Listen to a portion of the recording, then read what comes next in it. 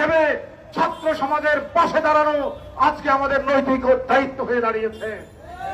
আজকে যদি আমরা সিদ্ধান্ত নিতে ভুল করি তাহলে বাংলাদেশের পরিণতি 1757 সালের সিরাজউদ্দৌলার মতো হবে।